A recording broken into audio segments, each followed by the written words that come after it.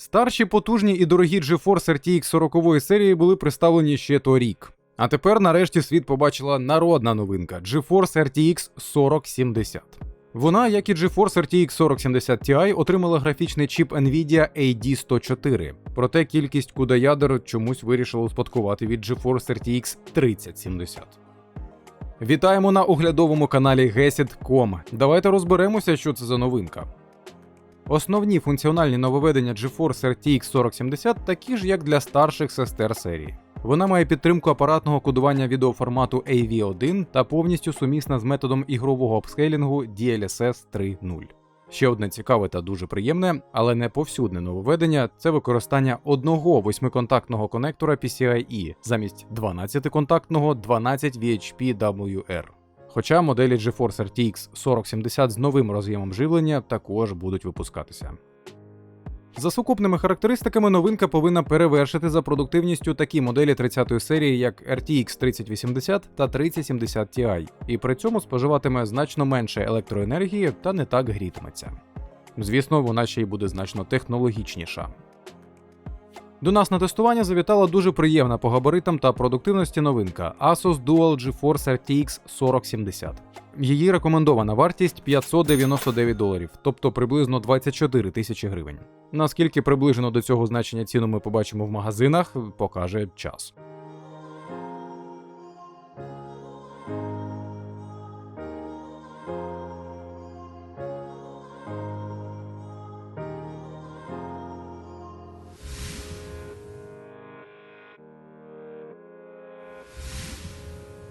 Відеокарта Asus Dual GeForce RTX 4070 OC постачається в коробці з фірмовим дизайном, характерним для двокулерних рішень.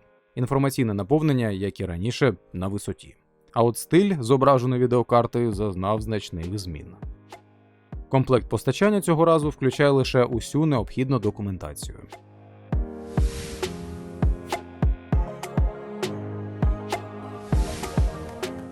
Зовнішній вигляд відеокарти сильно змінився у порівнянні з минулим поколінням. Новинка виконана у космічному стилі з ретро-футуристичною естетикою та має сіро-чорну кольорову гамму. На зворотній стороні відеокарти алюмінієва пластина також відповідає загальному стилю. Вона захищає друковану плату від вигину та допомагає у відведенні тепла.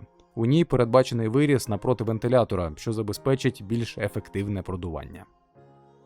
Про перемикач режимів роботи системи охолодження, Performance і Quiet, характерний для відеокарт Asus, також не забули. Живлення відеоадаптеру здійснюється за допомогою одного 8-контактного конектору PCIe. Цей варіант вам усім добре знайомий.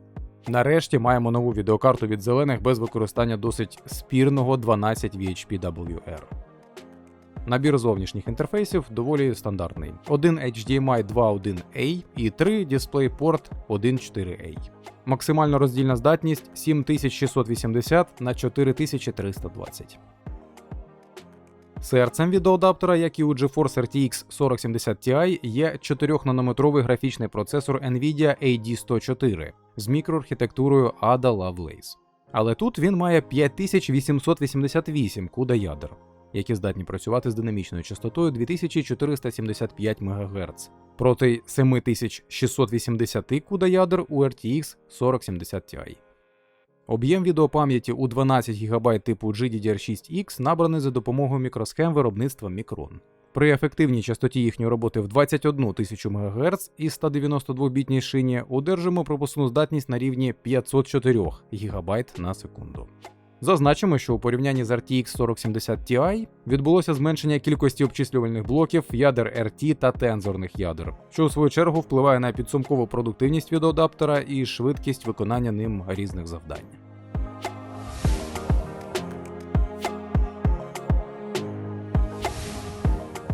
Розміри системи охолодження порівняно з 4070 Ti від Asus зазнали сильних змін. Відеокарта тепер має товщину 52 мм та займає трохи більше 2,5 слотів. Звісно, вам може здатися, що цього недостатньо і відеокарта буде гарячою. Але забігаючи вперед, скажемо, що ви дуже помиляєтесь. При цьому застосовується радіатор, поділений на дві частини із 4 нікельованими тепловими трубками. Активне охолодження покладене на два 96 мм вентилятори з 11 лопатями. В їх основі лежать надійні подвійні кулькові підшипники. Ну а тепер настав час дізнатися, що ж там у нас по температурам. При автоматичному регулюванні швидкості обертання лопати і при максимальному навантаженні графічне ядро нагрілося до 62 градусів, а Hotspot – до 76. В той же час швидкість пропелерів не перевищувала 1700 обертів на хвилину, що супроводжувалося комфортним, тихим шумовим фоном. Частота GPU склала 2145 МГц. Примусове встановлення частоти обертання пропелерів на максимальні 3000 обертів на хвилину дозволило знизити температуру графічного процесора на 8 градусів до 54, а Hotspot на 10 градусів до 66. Тож можемо сказати, що у цієї відеокарти також є певний запас потужності системи охолодження. Щоправда, шум при цьому уже перевищив середній рівень і був лише відносно комфортним для постійного використання. Частота GPU, у свою чергу, становила стабільні 2370 МГц. При реальному ігровому навантаженні в Cyberpunk 2077 у Full HD температура склала 58 градусів при комфортній швидкості вертушок близько 1300 обертів на хвилину.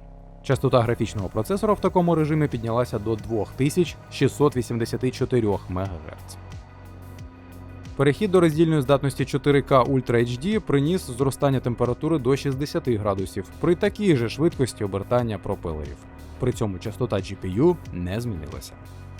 При відсутності навантаження частоти графічного ядра та пам'яті автоматично знижувалися, дозволяючи зменшити енергоспоживання і тепловиділення відеоприскорювача в цілому. У такому режимі температура GPU не перевищувала 46 градусів, а вентилятори тимчасово зупинялися. Тож у підсумку дана система охолодження дозволила втримати високу частоту графічного ядра при акустично комфортній швидкості обертання лопати до 1300 обертів на хвилину.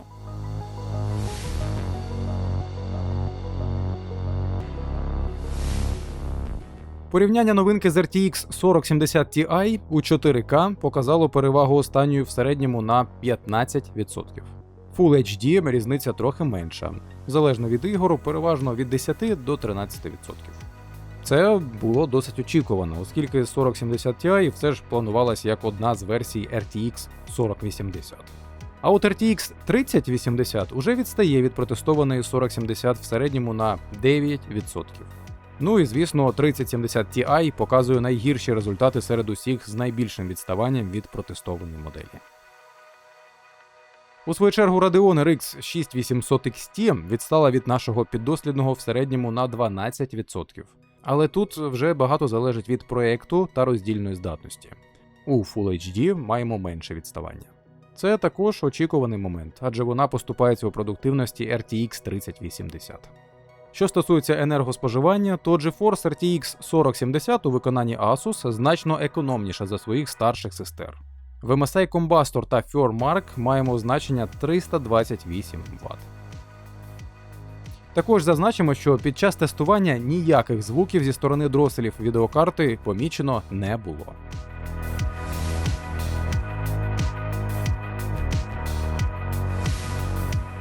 З ручним розгоном за допомогою утиліти Asus GPU Tweak 3 ми змінили наступні параметри. Це дозволило підняти номінальну частоту з 1920 до 2150 МГц, приріст 11%, а динамічну з 2505 до 2750 МГц, це приріст 9%. В той же час ефективну частоту відеопам'яті підняли з 21004 до 23200 МГц, приріст 10%. Система охолодження також не підвела. Для отримання температури Hotspot на рівні 74 градусів спокійно вистачило 70% потужності роботи вентиляторів. Шум був середнього рівня, комфортним. При цьому частота GPU досягала 2205 МГц, а температура становила 61 градус. Оцінити приріст продуктивності внаслідок ручного розгону можна в таблиці нижче. Середній приріст продуктивності склав додаткові 5,3%. Це не дуже великий показник, але цілком очікуваний, враховуючи наявність заводського розгону відеокарти. А от енергоспоживання тестового стенду в такому випадку зросло лише трохи – з 328 Вт до 334.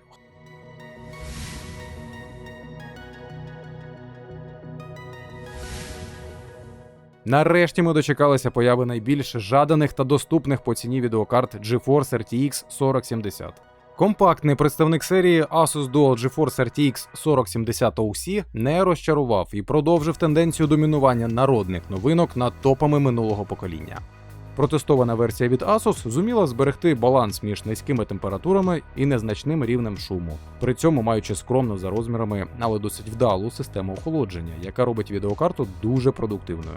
До речі, частоти обертання лопати становлять усього 1000-1300 обертів на хвилину. Енергоспоживання також приємно дивує. Тому ми особливо радимо її тим, хто цінує акустичний комфорт, високу продуктивність і хоче при цьому доволі компактну збірку. GeForce RTX 4070 виправдала наші очікування в плані продуктивності, адже об'єм відеопам'яті 12 ГБ важко назвати недоліком для моделі середнього класу. Тож це хороша відеокарта для сучасних і перспективних систем. Її з головою вистачить для більшості геймерів. Тим паче вона має таку перевагу, як гарна рекомендована виробником ціна. Версія Asus Dual виглядає дуже вдалим продовженням RTX 40-ї серії, яке наче вгадало побажання багатьох і не тільки запропонувала малі габарити, а ще й перевірений часом 8-контактний роз'єм PCIe. У підсумку популярність GeForce RTX 4070 точно гарантована, хоча дуже багато буде залежати від кінцевої ціни в магазинах. А як вам така новинка? Чи не замало її відеопам'яті? Можливо, очікували ще менший цінник? А поки ви відповідаєте, дякуємо за увагу. Підписуйтеся, щоб не пропустити нові відео. До нових зустрічей! Все буде Україна!